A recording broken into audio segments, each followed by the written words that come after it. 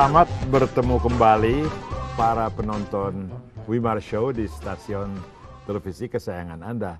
Dan kita juga akan bertemu kembali dengan tamu Wimar Show yang pertama-tama dulu, yaitu Maman Suherman, diundang dalam konteks topik lain, juga karena selalu menarik bicaranya dan juga selalu datang kalau diundang.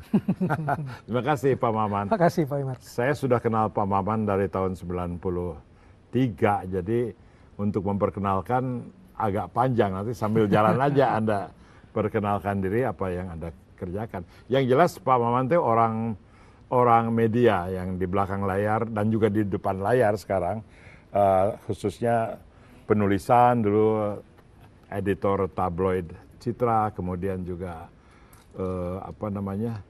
menjadi tenaga kreatif. Salah satu kreasi Anda yang ternyata sangat bertahan dan sangat penting itu Panasonic Global Awards, kan? Ya. Yang disebut PGA itu di Twitter, di mana ramai sekali. Sayang saya kurang begitu rajin nonton televisi, jadi tidak tahu persis apa yang disajikan dalam acara-acara itu. Nah barangkali jadi saya minta tolong Maman gitu. Pertama saya ada hubungan dengan Panasonic Awards itu 97, dan itu Panasonic Awards yang pertama kan, Maman juga yang berinisiatif. Nah dari dulu sampai sekarang bagaimana riwayatnya PGA itu, perbedaannya, persamaannya? Tahun 93 begitu kenal Mas Wimar, saya dipindah tugaskan dari Nova ke Citra. Saya kemudian berpikir harus ada sesuatu yang saya bisa jadikan flagship untuk Citra yang orientasinya ke televisi. Nah belum pernah ada acara yang mengangkat dan mengapresiasi industri televisi dari segi kuantitatif.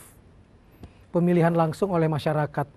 Saat itu saja kita selalu didengung-dengungkan masyarakat kita belum pintar memilih. Presiden aja tidak dipilih langsung waktu itu. Betul. Nah saya kemudian berinisiatif masyarakat kita bisa kok memilih. Saya bikinlah Primadona TV, TV Primadona. Angketnya disebar di seluruh grup Kompas. Singkat kata tahun 97 itu dilirik oleh Panasonic yang juga punya idealisme yang sama. Oh jadi idenya sudah ada sebelum ada Panasonic masuk ke dalam gambaran itu? Belum ada, saya 93 sudah bikin, ternyata Panasonic karena sejarah lahirnya TVRI tahun 62 itu kan melibatkan Panasonic. Ya. National Gobel untuk menyiapkan 10.000 televisi buat, ya, saya ingat sekali itu. Buat masyarakat untuk tonton kan. Kemudian TV Makassar juga mereka yang bikin. Mereka merasa harus mengapresiasi dan berterima kasih kepada masyarakat.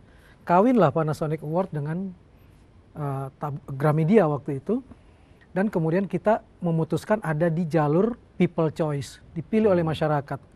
Perjuangan untuk dapat izin susah di era Orde Baru. Saat itu mereka bilang yang boleh ada hanya FFI. Itu Menteri Penerangan waktu itu. Waktu itu Menteri Penerangan, nah kebetulan pas Pak Hartono kita dapat izin.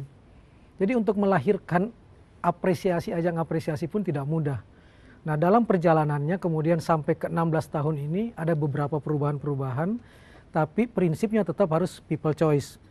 Sehingga saya selalu menganggap jangan pernah menyebut sebagai yang terbaik, tapi terfavorit.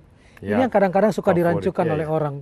Kalau dibilang yang misalnya, kok yang masih jelek, yang masih dapat peringatan KPI juga menang. Katakanlah Raffi Ahmad sedang punya masalah. Kok dia bisa mendapatkan 2 anugerah Panasonic Award kemarin? Memang tidak ada kaitannya antara kasus pribadi dengan keterfavoritan seseorang. Mereka kemudian mengatakan tidak ada unsur mendidiknya dong. Televisi ini yang katanya punya tugas untuk melakukan perubahan. Kalau untuk tugas itu tidak usah ada Panasonic Award, Undang-Undang Penyiaran sudah mengamanahkan untuk untuk melakukan pencerdasan, enlightenment, enrichment. Nggak penting ada acara ini sebenarnya.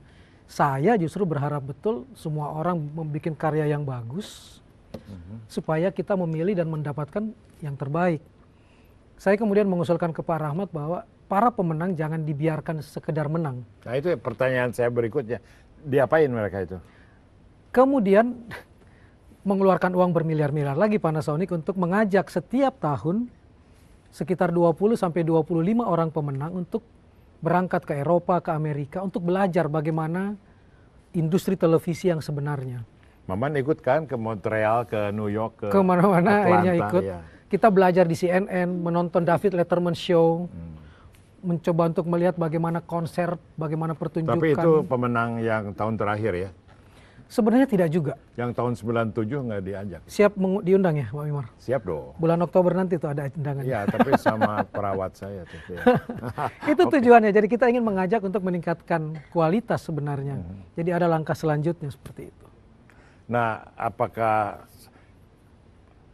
Panasonic Global itu ikut yang pertama? Terus berapa tahun katanya ini? Sekarang yang ke-16. Nah, di tengah perjalanan apa mereka tidak pernah surut semangatnya atau ada orang lain yang lebih semangat? Kok stabil sekali itu hubungan award ini dengan Panasonic?